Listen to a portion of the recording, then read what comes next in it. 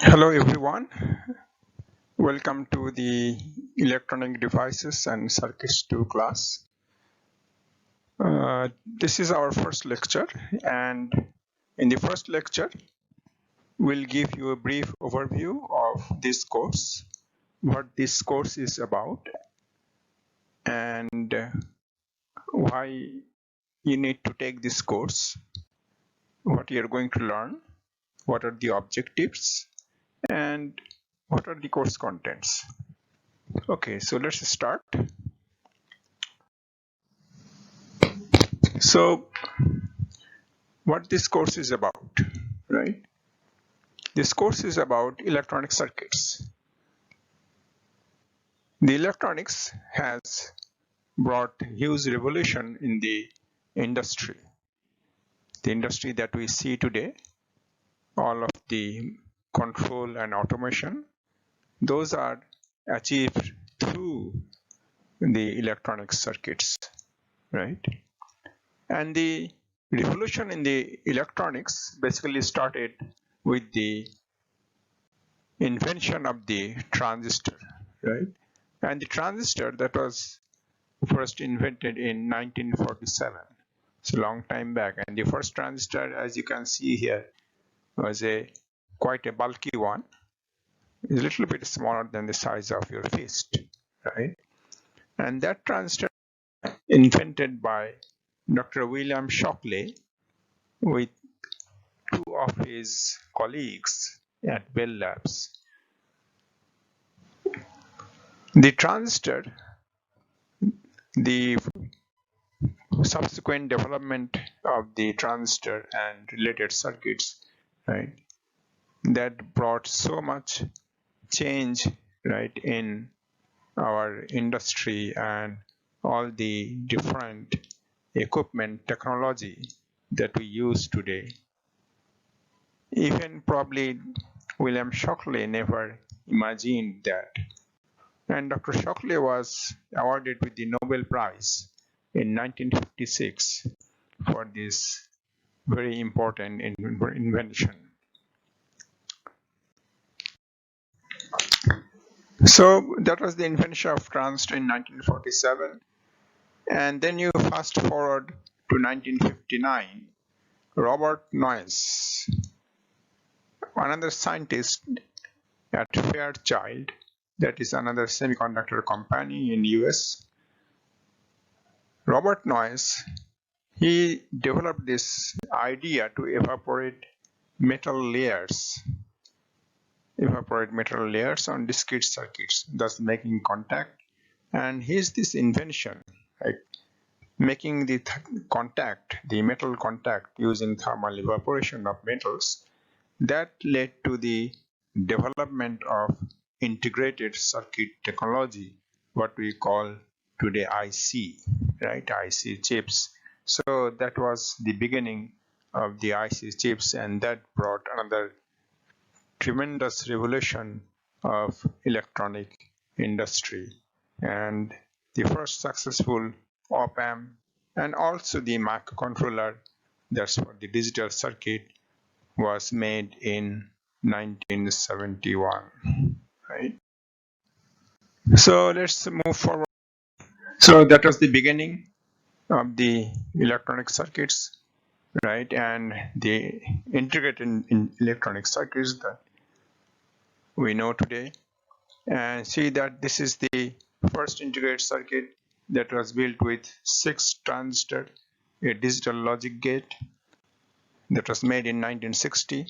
And we had the microcontroller, our what do you call it, the CPU, right, in 1971.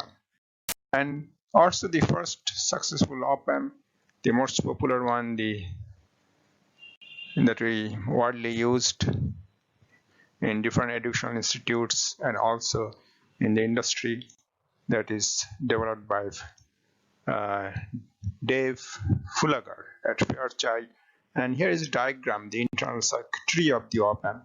You can see there are so many transistors, right, and a number of resistors, right, one capacitor. They are connected in a way, right? So that is the internal circuitry of the op-amp, what is known as the operational amplifier, right? So that op-amp comes in a single chip, and that's the diagram here, that has 8 pins. As you can see, there are 8 pins for this op-amp IC chip, the top figure image of the op-amp IC chip. And the figure at the bottom, that is basically the symbol of the circuit symbol of the op-amp. That is how it is represented, right, in the books. Electronics is pervasive. Everywhere we have the electronic circuitry. We have in our home appliances, microwave oven, washing machine, in transportation, cars, trains, ships, aeroplanes, in communication, health, education, industry, robotics, automation, everywhere. You name it, right? We have electronics in. So from that perspective, this course is very important and very relevant one, because that introduces you to the basic circuitry, how you design and how you construct, how they work, the electronic different circuit building blocks. And the knowledge from this course will be also useful in some other future courses like analog integrated circuits, the power electronics, right? And those who want to do even go further in higher studies in VLSI or similar kind of topics subjects. And the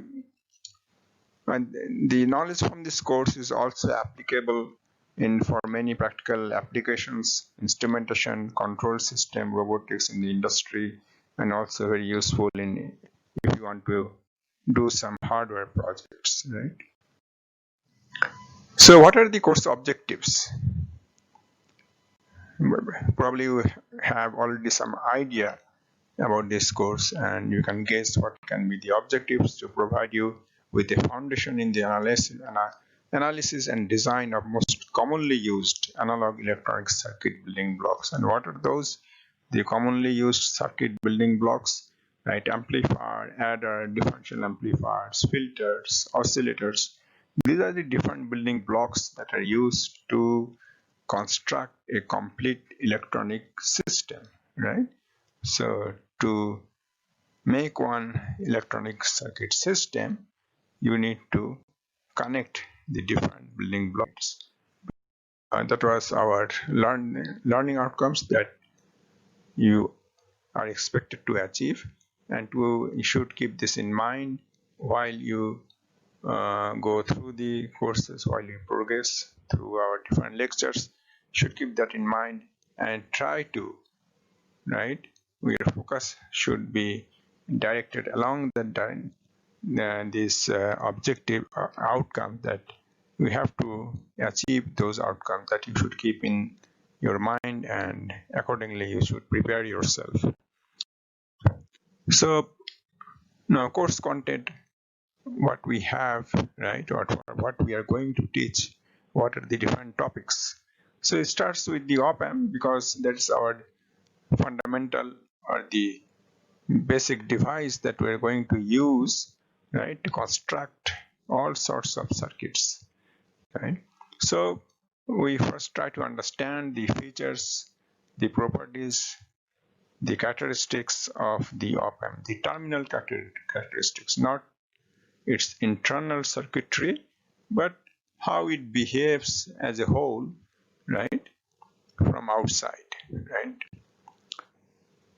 So that is how we try to understand it first, and then from there we move on to apply the op-amp in circuit application. Now in circuit application, we can connect the op-amp in different ways, right? There are different configurations. We can connect it in open loop connection, or we can connect closed loop connection.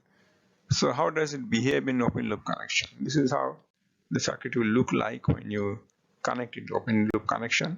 So how does it behave? How does it operate? So what are the properties and applications?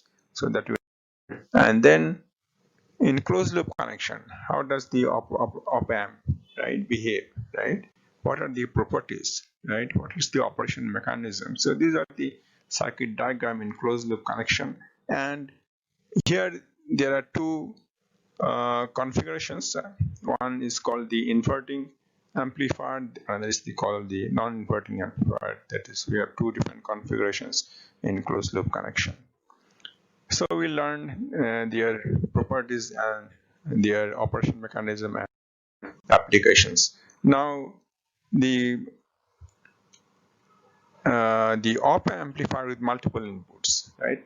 If we have op-amp amplifier which has more than one input, right? How does it behave, right? What is the operation mechanism? What is the output, both in inverting amplifier configuration? Then we'll see the difference amplifier, right? A difference amplifier is an amplifier that takes the difference between the two inputs and amplify that difference. So how we construct the difference amplifier using the op-amps, right? And what are the features, what are the applications, and very useful for industry. A difference amplifier where you frequently need the difference between the two different signals, right? So then we'll study how the different non-ideal factors affect the output or performance of the op-amp. We study the filter circuits, their characteristics, their properties, how to construct filter circuits, the different types, right? Band pass, band stop, the low pass, high pass, right? Passive filter. Then we studied the feedback amplifiers. Feedback is a very important concept developed by electronics engineers, applied to amplifier to improve the performance of the amplifier, to stabilize the gain for different performance improvement. So we'll study the theory of the feedback amplifier and how does it work and what are the features. And then we study the oscillator circuit. Oscillator circuits are circuits that are used to generate signals of different frequencies, different amplitudes. A very useful circuit, very useful. In the lab, you frequently use the signal generator. Without signal generator, you cannot carry out any experiment, right? So what is a signal generator? Right? Signal generator from the outside looks like a box. Inside there are these oscillator circuits which can generate signals of different frequencies and different amplitudes, right? So not only for laboratory experiment, the oscillator circuits are also useful in the industry for testing purposes, in the communication system for modulation, demodulation, for as a carrier wave, you need to generate signals of different frequencies to carry these signals, right? So those are also in communication also very important for oscillator circuits. So that is our course content. That is what we are going to learn in this course. This starts with the op-amp, these features and properties and the characteristics, terminal characteristics, their behavior, and their different circuit configurations, their properties and their operation mechanism, their applications. And then from there we move on to application of the op-amp in different circuit building blocks, the difference amplifier, adder circuit, the filter circuits, oscillator circuits. And when you learn how to design and construct the different building blocks, you can construct a complete electronic system by combining these different circuit building blocks. So that is all for today, and I wish you a very enjoyable semester ahead and good luck with your studies. I'll see you in the next lecture. Thank you.